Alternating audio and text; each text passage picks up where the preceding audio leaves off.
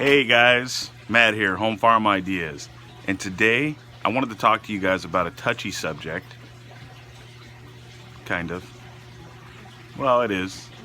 I lost a lot of poop today. That's what it was, basically. But I lost a fish, and when you lose a fish, it's pertinent, big word, I should probably put that up somewhere, pertinent, to understand why you lost that fish. If you don't understand that and you don't know why, past mistakes repeat themselves. But you can learn basically why, and so I'm gonna partially rely on you guys. I'm gonna show you the dead fish. I'm gonna show you what it looks like and everything. I'm not gonna dissect it because of YouTube rules. You can't, show anything gory. But how are you supposed to learn, and how are you guys supposed to learn? It's kind of crazy that we can't do that. But anyways, so I'll show you guys the dead fish though, and what it looks like and everything.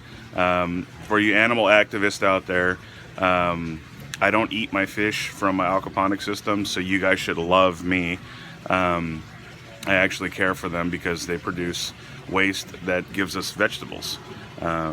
So anyways, I'm going to show you guys the fish, like I said, and then I also want to show you guys my grow line monitor, because what I think happened here was I think my pH was lowering too much, and you have to keep an eye on that in order to keep your fish alive. With goldfish, they can take pretty large swings of pH, but it has to be gradual. If you don't do gradual changes in pH, your plants will love it. If you're lowering the pH and right away, they'll love it. But your fish, it'll kill them. So abrupt changes in pH is what actually causes a lot of fish deaths. But this was a gradual thing. So, and I can see that through this monitor. I can see how it gradually went down. Now, I don't know where the threshold is for too low a pH for goldfish, but all my other ones seem to be okay. So this one might have a parasite, which cutting it open and learning that way would be great. But we're just going to look on the outside of it. It has redness around its face and gills, and you'll see. So anyways, understand. You got to understand, what happened in order to not repeat this issue. So that's what we're going to try to do today. So any comments, please post them below. I don't know anything, which means I'm able to learn. So if you guys know something about this, please post the comments in the comment section below. And let's check out the monitor, see where we had some changes in pH. And if the pH, you guys notice if the pH is too low for these goldfish, let me know. I'm going to start doing some reading on it as well, but I thought I'd do a quick video just to kind of show you guys where I'm at today. So, all right, let's do it. Now, by the way, this is the growth of the onions. Yes, they are crowded, but we've been eating the greens, and I already told my sweetheart we need to cut these back and get these greens to some stir fry, because that's going to be good. The beet's still there, and it's still growing. So I haven't done a video yet because it's still growing. So let's come back to the monitor. Well, let's show you the fishy first, then I'll show you the monitor. So, poor guy. So, but like I was telling you, oh, I thought he was alive for a second there.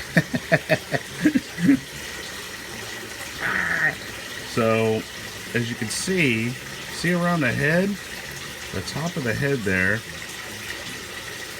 you got a lot of redness. Let's see. That's better. I don't know what that is. I don't know if that's parasite or what. The fins look generally okay, with a little redness around the base of them here. And let's see the dorsal fin.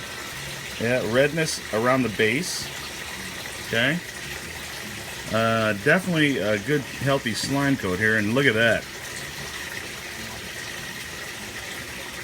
Let's see the gills. nothing really to write home about that I can see. What do you guys think?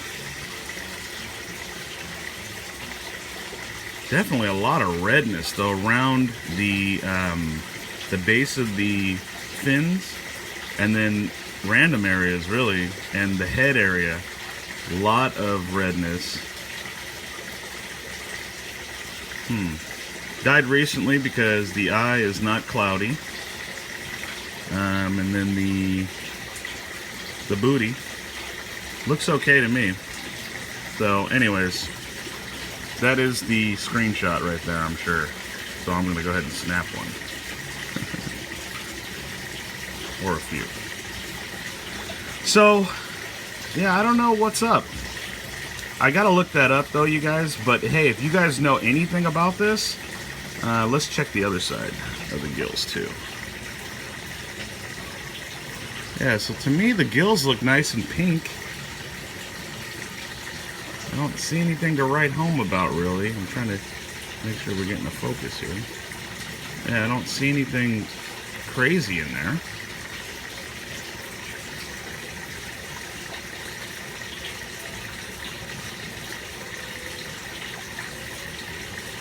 Yeah, the gills actually look good. It is, it's missing one scale here,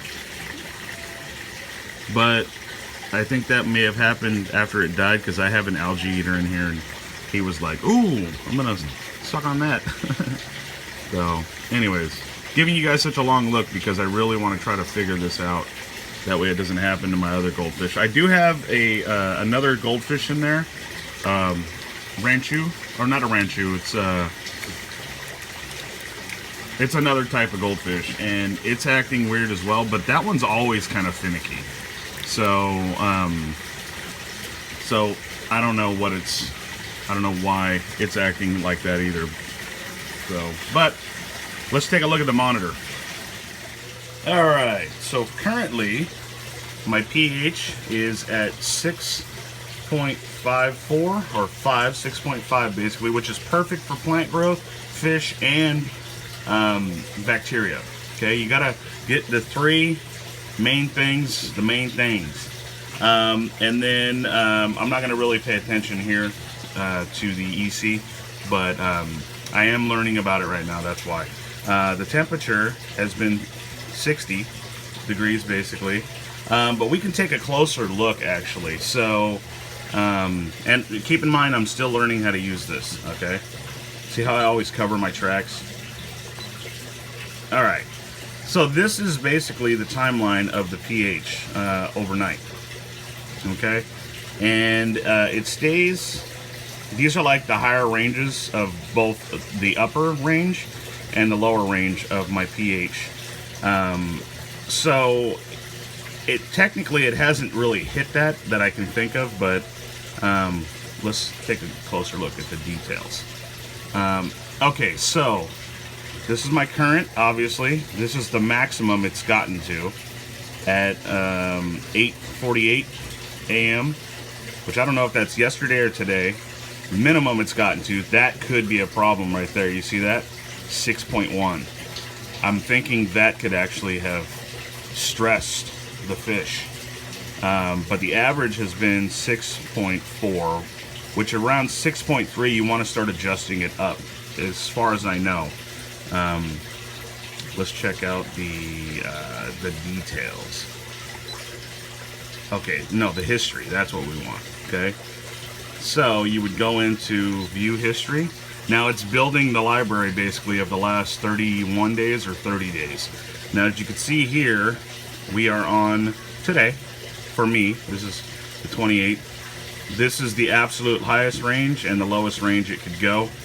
I think it keeps it within a certain range. I don't think it ever got to 5.7 that I know of. I don't think so though. So, and then if you scroll, this little dotted line here, you see that? It'll scroll that way. Okay? And now that was the 27th. So these are days. Oh, no, wait. No, they're not days. They're, I don't know what the intervals on those are, but we're not going to figure that out on the video. So let's go to the 28th and let's hit zoom. Okay, so the 28, so watch the time here. Let's see. So 1:24 a.m.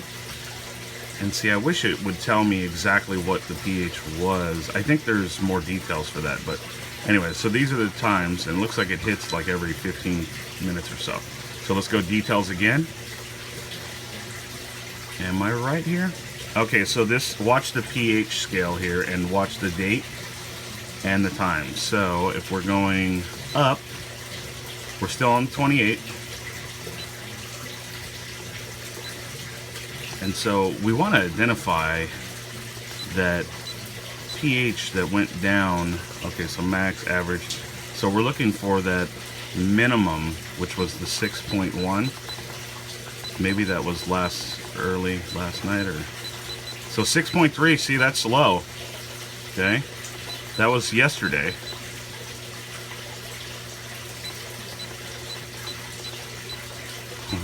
My wife's texting me that I got 2 guys to interview.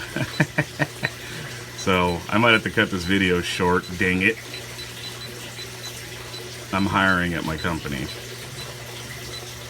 But I just wanted them to fill out apps. But, oh, now see, that's an abrupt change. I don't know why that went from, let's see. So that was 8:24 a.m. yesterday to 8:39. Okay, it was 6:42 or 6.4. Excuse me. Say that was on the, the 27th. So, and then, oops, I'm hitting the wrong button. And then a little while later, that's an abrupt change. I don't know if that's a glitch though. And then keep in mind that's the minimum. But that's a pretty abrupt change there. So I wonder if I did something at around that time.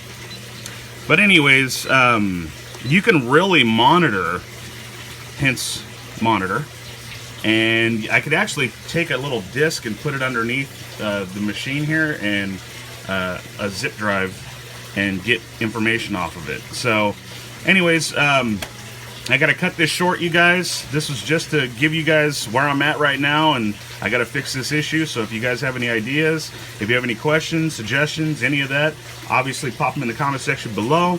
I need your help too, so I would love feedback on this. Like always, you guys, give me a thumbs up if you like the video, and if you're not a subscriber, please subscribe. Hit that bell icon though, and if you are a subscriber, hit the bell icon as well, and you guys will get all my future updates on my aquaponic system. So anyway, like always, you guys, God bless you, and yep, where is it at? There it is. Peace.